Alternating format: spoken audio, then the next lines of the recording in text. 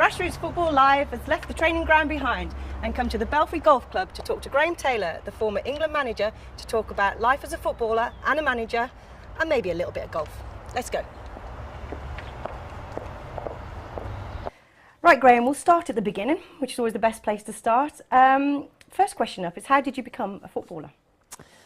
By being good enough. Talented. I think the thing was that going back to my hometown, Scunthorpe, played a lot of football, ran, cricket. They were my three big sports, like they were for most kids, you know what I mean, and most boys anyhow at that time. And I obviously played for school football, got recognised for the town team, then the representative team, then the county side. I went the usual way that people did. And now that you've got a bit more leisure time on your hands, do you spend quite a bit of time with your grandson who plays grassroots football, is that right? No, I don't. You don't at all? No, because I haven't got any more leisure time on that. I mean, not what I heard. You're at the golf club. When you were saying that the other day, just now, Yeah. I'm thinking to myself, where is my leisure time now? Now, it may be at the moment because I'm suffering from an Achilles tendon. I mean, it's a sprinting injury, yes, apparently. Yeah, very quick. But you make time for your grandson, shall we say? yeah, we live I think if we live closer, I would see him play pretty well every week. Yeah. I don't do that, but he does actually with his, I mean, it's not just my grandson, it's my son-in-law who runs and manages the team. It's my daughter, and they pay things, you know. There's all this business about parents, you know, shouting and screaming at touch lines, and we'll have something to say about that later on. But there's part of me, you know, when you have sort of put the money out as parents have to do, contribute to the club, contribute to where they're playing, contribute to the cost of the referee, have to buy your son the kit, and they want their name on their back, and they, you know, everything else they want, and the boots. I think if I had that and then I saw my son not playing very well, I think I'd shout at him. I think I'd give him a bit of welly, do you know what I mean? And, but having said that, of course, the other side of it is that, no, it never used to be like that. My parents came to the touchline and all they did all the time, and I'm not making this up, not just them, but other parents, they cheered you, they encouraged you, and if you did something that didn't quite right, was unlucky, try again. It was never, and there was never any criticism of the manager or the school teacher who was taking the team. In fact, what the parents, they took it in turns at my time to buy oranges, so that the oranges were cut up at half time and we all could have an orange. So the parents took it in time to buy the oranges, about 5 oranges it would be, and each player had half an orange, and the goalkeeper had to go without. Not enough for him. Well, you know, goalkeepers are mad anyhow. What do they want oranges for, you know? I mean, so, and it's changed to such a degree now that you can go sometimes to academy games, at Premiership games, where in fact there's a partitioned area that spectators, parents can't go beyond. Now, come on, something's gone wrong here, isn't it, if we're into that? But it is the pressure. It's what happened, particularly to the game at the highest level, where now the money is so big and so extreme that it can affect even all the way down to grassroots level. Do you think it has had a negative effect? It can have a negative effect. I don't think it's as negative as some people make it out to be, but it can have a negative effect, that. But the whole object, for me, of football anyhow, even at professional level, is to enjoy it.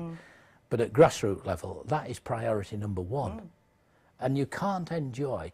Just imagine yourself if you're playing, every time you touch a ball, you've got, you know, and probably grandma and granddad, you know, 4 of them, probably, you know, auntie and uncle, who want you to do well, but want you to be the star of everything, and you're in a team game. And I'm sorry, you know, I think the best thing is to step back if you can from that situation. Now, having said all of that, I want to repeat again that there are parents, without parents taking their sons to play, and daughters, without them buying all of this kit, we probably wouldn't have them as many playing. So I don't want to just sort of put all of the parents and just sort of label them that way. They're not all like that. But those that do step out of line, I'd like them to rethink. I don't think they're doing their son any good neither, and I don't think they're doing the game any good. Do you think that we put more pressure on our kids than they used to be back in the day? That I think we put more pressure in the fact that we would love them to be a professional footballer earning £100,000 a week. Because we can see what those footballers are earning and the lifestyle that they lead, and I think maybe some parents. Well, they can, and the reality is, I mean, I mean, what parents will know that they can actually be the agent of their son. You know, I mean, a lot of them will know that. Yeah. And as much as agents can be helpful and can at times be not as helpful as they should be, if you're the dad, you're as well being the agent of your son to start with anyhow, and that might continue. Perhaps I shouldn't be saying that, but I mean that is the reality of life. So there is, if you make the top part of professional football, then in fact there is big money to be earned. But you've got to enjoy yourself as well. Yeah. You can have for me, I may be wrong here, earn as much money as you want to be as miserable as hell. True. Why? Yeah. What's the point about all of that? You've got to enjoy yourself first of all. Yeah, I totally agree. I read the other day that the volunteer section of the grassroots in football equates to £1 billion. The volunteers of all the parents, taking the kids to tournaments and they even making the food after the game and stuff. And without those people, we just wouldn't even have any grassroots. Well, I'm ever so pleased, mate, because it re-emphasises what I was saying earlier. I don't want to do an interview which just seems that it's castigating parents. It's just one or two. They are in the minority to the majority, who are exactly what you said, are very good people. Without them, there wouldn't be grassroots football. And I try to always balance that out and let people know that, the parents that do make a bit of a nuisance of themselves are not helping their children, but at the same time, they're not helping the whole aspect of it. But the majority of parents are good and do help. And as you quite rightly say, without them, there would be no grassroots football. My friends and family would describe me as... Start again. Did you think of something rude? Pain in the ass. Yeah. Okay, well, my friends and family would describe me as... A friend and a dad. I'm happiest when... I'm winning. I get annoyed when... I'm losing. My best signing ever was... John Barnes. If I hadn't been a footballer, I would like to have been a... Teacher. The funniest thing I've ever seen at a football match was... Me, trying to play football. My fondest memory of my football career is... Scoring 3 goals.